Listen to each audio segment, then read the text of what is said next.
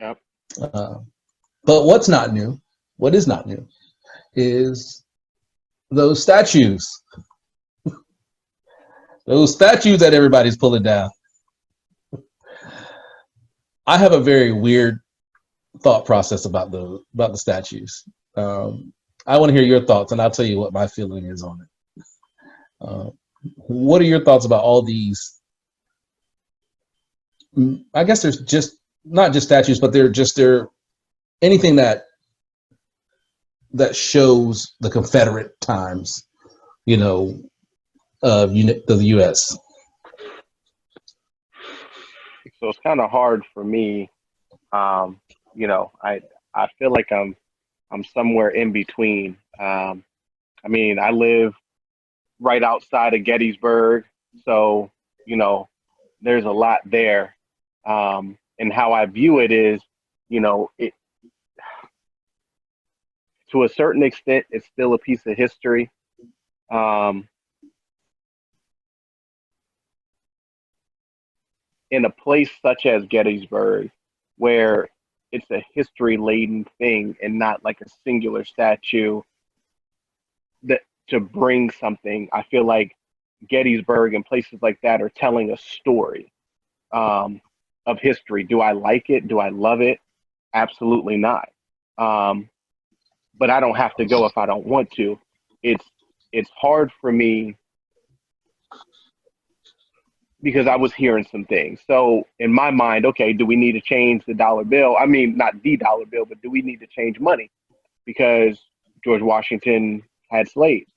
You know, there there comes a point where some of it's just history, and maybe some of the stuff we've gone through, we're not going to like everything. But I think there are on the other side some statues that do need to come down because of what they mean and what they stand for. I don't believe maybe sometimes an individual statue is telling the story, but if you go to Gettysburg, which some people may know Gettysburg, some people don't, um, I think that that is telling a story of that time rather than trying to promote the Confederate, trying to promote slavery. Um, Yeah. we have a beautiful restaurant down where I am called the Dobbin House, and it was a that's where slaves went to be to hide out. And when you go inside, they got a lot of the underneath the floors and stuff like that. You can kind of look and see, and it's kind of cool. It's kind of historical. So I wouldn't want somebody coming around and being like, "Oh, well, that has to do with slavery. That needs to go." Like, no, that's part of history. So as I that's telling a story. That's not promoting slavery. That's not promoting a hanging. That's not promoting violence. That's not doing anything. So that's why it's hard for me because I see the side of when it's history telling a story compared to singular. I look at Kobe Bryant. Kobe Bryant has a statue. God rest his soul, and um, he had a huge allegation. I'm not going to say Kobe needs to come down because of that allegation per se, but I could see where somebody that had that happen to them wouldn't be happy to take a look at a statue in which people could be praising the person when he did an act and they feel a certain way. So it's hard for me because I feel like I'm between a rock and a hard place where I understand both sides of the viewpoint. It's just very hard because I do think that there is a true distinction between a storytelling of a statue or statues, plural, um, and a singular that represents negativity. Yeah, exactly. Yeah, I echo those. You I can echo go ahead, those Faye. thoughts. Go ahead, Fred. Nah, I'm saying Faye can go if you want to go next. No, you can go ahead, Dante. Okay. All right. I feel that any statues that are representing that, I think they need to come down. because the whole thing is, all right, so you got people that I know a lot of people, they're going to say, well, this is my heritage and, this is what it represents. It didn't represent this and that. Um, However, but you have another group of people that feel that, when they see it, it brings anger and frustration because they know uh, what it means. They know what they stood for. And that's the hard part because you have people that they'll have a blind eye to certain things because they don't want to see it. And they'll be like, nah, that's not what it is. Like I remember having conversations up north in PA about people with Confederate flag. Me being from Florida, I'm like, all right, if I see somebody in Florida with it, I definitely know that they understand completely what that means. You not being from Florida or the southern state, you are from north and you walking around with it, you probably don't know. You probably don't know the full story about what's going on because they don't really, from what I know, they don't do a lot of history when it comes to that kind of stuff up there in PA. But down here, people know because that's it's ingrained. So when you see something like that, and you just people choose to have a blind eye and be like, no, that's not what it means. It's this and it's that. But if you have a group of people and you want peace and um, and you see that it's something that bothers someone, you would do something like that because I mean, if you think about it, they don't have a bunch of Hitler's statues around.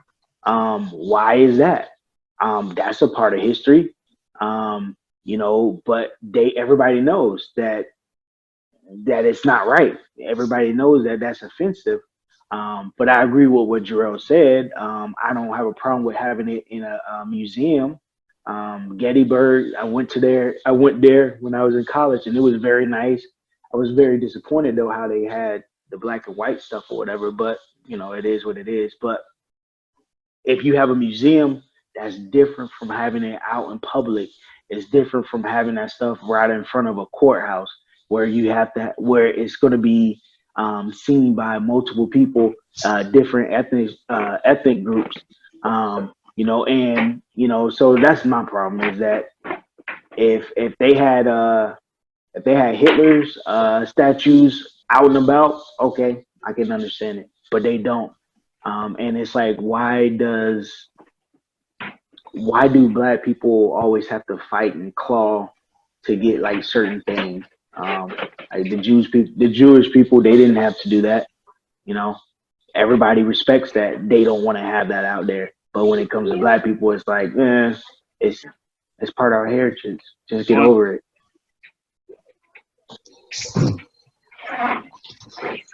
On you, Faith. So, question to help me better understand. So, these statues that are being torn down, this is at like colleges or universities and public places like that? Public places, yeah. Public places. It doesn't have to be a college. It could be like City Hall or courthouse and stuff like that. Just around different areas in the South. Mostly the South. I mean, I'm looking at a chart right now, and it's. I mean, of course, it's not going to be mostly North because why would they put the losers up? Exactly, and that's the other thing. Why you want to represent a loser? And I understand history is important, but we have museums for that. That's what they built museums for. So I'll let Faith build, and I'll clean it. I'll come back and tell you how I view about it and why I view a certain way. So I pretty much agree.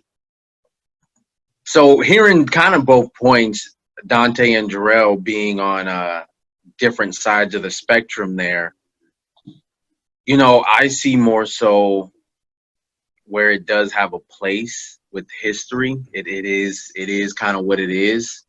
So I could see museums and things like that to where you can take your kids or whatever, and you can teach them, you take them there to teach them about this is what the history was. So why not show people this is what we are now? by getting rid of those things. So I can definitely see get rid of those things in those public places and stuff like that. So we're all equal and feel united and stuff like that, and have that stuff in a place. You can go to Gettysburg, you can go to a museum, and you can learn about the history, and that be that. So that's pretty much how I see that. Yeah, if I could, I know Byron, you're gonna finish Good. up, but Good. so like to Dante's point, I the other side that I failed to mention is we also got to understand that when things are getting named and things are getting statues are being put up, the full context isn't really being put out there. And I think to Dante's point, when we come of knowledge of more information and we become more informed, that decision of that statue may have to change at that point. And I think it's our prerogative as people to do that, because if I tell my child, don't touch the burner, and one day they go and touch the burner, they're going to learn, oh, okay, it hurts, I'm not going to do it again. So I think the same thing, and when we learn the hurt that certain things have caused, I think it does make the need for us to take a pause and say, okay, is this statue, is this name on a building, is this flag per se down in Mississippi, is it worth staying up knowing all the hurt that it caused? So I think to Dante's point, you are right there, 110%. Like I said, for me, Gettysburg and the historical stuff, I have no problem with when it's storytelling. I just, like you said, I think the biggest issue is just when we have these things that people, again, I can put up a statue anywhere, and I don't know how it makes people feel. They can be some remarkable person, but when it comes to light, some of the stuff that happened and some of the hurt that it caused, I think we also got to take that pause. So, Dante, I think you were spot on right there. So let me give you just perspective. We got Black History Month, right? And oftentimes people who are not Black ask, why do we have a Black History Month? Then Blacks ask, why is Black History only 1 month and in the shortest month of the year? Then we look at our textbooks and we learn British literature, U.S. history, world history, but we never learn history of people that look like us, other than Martin Luther King, Rosa Parks. Who else are they putting out there now? I don't know what they're doing these days because I've been out of school for a while. But you know what I'm saying? The commercial, the ones who are commercial, they can soften those blows with that. I have no issue with the statues if you're going to do right by what it means and represent and show what it means. Also, give credit to where credit's due. Not only did white people fight in these wars, Black people fought in these wars, but you don't see any representation of Black people in any history books about any of these wars. We're in all these wars, yet when we come back home, we were always considered second rate, or not even citizens of this nation. So when we talk about these issues with statues and flags and stuff like that, it's because we feel like those things are getting more representation than the actual people that actually helped build this country. And we can go back and forth and say slavery is over, all this kind of stuff. But the reality of it is, when we open textbooks, when we open anything, look on TV, it doesn't represent everyone in America. It represents the majority of America, and I'm not saying majority, it represents the majority look of America, which is white. And that's a bad thing to do for people who already feel oppressed. Because when I see something that also shows and gratifies or that says this oppression happened under these people, and I have a statue of this showing you this, and I don't have any representation for my people or anything great that they've done for this great nation to show that we are important also, you want to take that stuff down. You want to say, you know what, this is not worth it. They weren't heroes, you know, they weren't great people. They were tyrants, you know? So with that being said, we have to, I think we as a whole nation has to gauge that there's a lot of changes that have to be made. And the reason why these statues are something that's important now is because Black people don't feel valued yet. As much as we say we're free in America, there's no representation, or there's nothing that shows that we're free when it comes to those kind of issues. Because when it comes to those issues, as soon as we bring it up, if we say Black Lives Matter, it's all lives matter, blue lives matter. When we say, hey, systemic racism, it affects us now, that's a myth. You see what I'm saying? It's always anything that we have an issue with, it's always discredited, then it's demonized. So when you have someone trying to protect a statue, the flag, all these physical things over a human life, you no longer give me any kind of idea or mindset that I want to think about what you feel about this. I don't even want to care about it. I say take it down. Now, whether I care about those statues in itself, no. But when it's at that point of, I'm at this breaking point where, okay, you've now said I don't matter, so why should I care about your property? You said this doesn't matter, why should I care about your flag? Do you get what I'm saying? So I think it comes to the point where we have to figure out how to include, if we're going to include history, we have to put Black history in there. There's a lot of things that are Black created that doesn't show up in America. You know, it gets brushed under the side, or we'll take advantage of it, but we won't give the credit to it. So why are we giving credit to the losers of the North and the South over people who made this country great, even though they were considered property at that time? They still made this country great. So why are we giving more credit to people who didn't make any positive changes to this country? You get what I'm saying? So it's 2020. Our books haven't changed. We still talking about the same crap. I mean, you know, we skip over Malcolm X and Black Panther Party, and we say that they're bad and people, but if we look back, they were doing great things for our community because it needed it.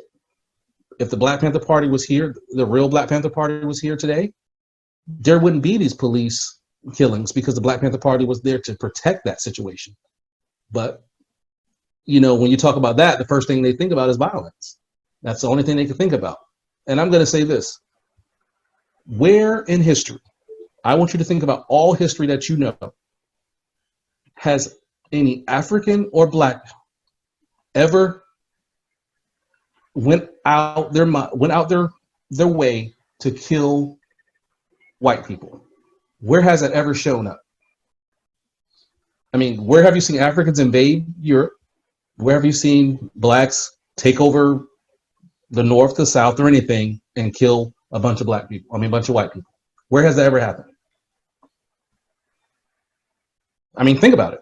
Has to be considered so violent and so uncontrollable and everything, why, where are they getting that from? Where's that narrative from? Because even through history, there's nothing that shows that Blacks have ever done anything like that. But if we look at the true history, which they don't want to put in those books, is those things have been a white American or a white European, just that was their claim to fame. That was what they did. And I'm not saying that what they did was the worst thing in the world, because there's people who did worse things. But all I'm saying is, if Blacks are so bad, why is there no history showing us doing those heinous things that we keep getting criticized or keep getting told about or or accused of, and there's nothing in there? Why wouldn't you put that in history to make us believe that? You know what I'm saying? But yet we have these statues that show these statues of your cousins and ancestors, of their cousins and ancestors, knowing that they did these heinous things to human beings. So why glorify those? So that's why I said take them down if you're not going to put up something next to it showing the heroes of the day that look like us. Wouldn't that be nice? That would be very nice. Oh. Well, I gotta Well, they definitely- not. But Go ahead. Go ahead. I was gonna say, and this isn't like 100%, on the exact topic, but I'm not gonna say that I know people and I know them in detail, but I look at LeBron James and he's been in the league 17 years. You haven't heard anything as sense of a parking ticket, but yet he gets ripped apart. He has people calling his friends a posse, in a sense that he's one of the few people that uplifts the people around him. He didn't satisfy and say, you know what, I'm gonna support y'all. He's like, no, I'm gonna help y'all, but you're gonna do your own thing. But yet everybody wants to bash him. People want to talk bad about him, and I think Byron, to like modern day of what you're talking about is where's the credit that he gets? People want to bash him about the decision, but people don't realize that he raised over $2 million for the Boys and Girls Club. But they don't care about that. They care about he made a spectacle of a decision. Okay, it doesn't matter what he made a spectacle of, but at the end of the day, look at what he's trying to do. Look at the school that he built in Akron. But we don't talk about all those things.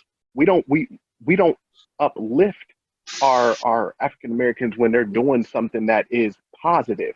And you got this man that has no college degree, or didn't have a college degree, came out of high school, was heralded as this number one guy, didn't crack under pressure, didn't do any of that, stayed the course, kept doing what he's doing, married a high school sweetheart. And didn't have a father figure. Don't forget that. He didn't have a father. No. So, again, this isn't about a statue of him or anything like that, but it just goes to say, like, we continually talk about negative things when it comes to him. Oh, he can't finish. Oh, he can't do this. But we don't talk about him in that positive light of all the good stuff that he does. And I think that's where I get frustrated, because if Tom Brady did any of this, there'd be a statue of Tom Brady in just about every city that he was in. From the second he stepped foot in that city. Oh, Tom Brady did this. J.J. Watt did what for when they had the hurricane down there? Yeah. Okay. True. Hand clap. That's good, right? I mean, I appreciate everything that he did. It didn't take a disaster for LeBron to do any of what he did. It took a need that he saw, and he wanted to fill that need and give kids a higher education that doesn't often get that opportunity. So again, I mean, I appreciate J.J. Watt, and I appreciate anybody who donates to any type of disasters. But when I look at it, that's a reaction to something. LeBron's putting in actions, and he doesn't need anything to happen. He just needs a need to be there, and I'm going to try to fulfill it. So sorry to go off on that tangent, but I just wanted to kind of tie that into how we don't uplift. I appreciate it. I love me some LeBron, and that's why I connect I'm a LeBron fan through and through. I'm a Steph Curry fan, so we don't need to talk about this right now. Keep that on. What was it? Would that be on the deep third? Yeah. Come see us Sunday, deep third. Deep third. Okay, so what you said, though. I'm about to say, go ahead, Byron. Go ahead. Because I'm going to transition from that, because I want to read something to you guys. It'll transition to our next topic and talking about Black people who we don't uplift and stuff like that. And I think we are lacking Black leaders. I think I had a conversation with one of my friends on Facebook, because it's COVID, but we were talking about Sean King, who is an activist, and I was like, he was like, he doesn't really like him because he comes out really, straight out the gun. He doesn't really verify a lot of stuff. And I said, well, people like Malcolm X and Martin Luther King had their starts. You know, they didn't come out all great. We only heard about the great stuff they did.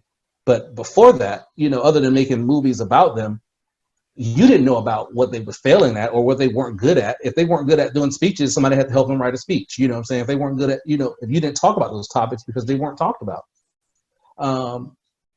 We have a lot of issues with Black leaders because we don't have the representation. So because we don't have Black leadership, we often get confused when people are doing great for us or in our communities, because we're so behind the bar in everything else, like finances and stuff like that. So you're struggling and you see somebody else able to do those great things, and your first mentality is thinking, dang, I wish I had what he had or she had. And then you become envy of it. So you skip over the praise of it. And that's a big thing in our community. But it's probably in some other communities too. But the other issue is that I can't address that because I'm not there.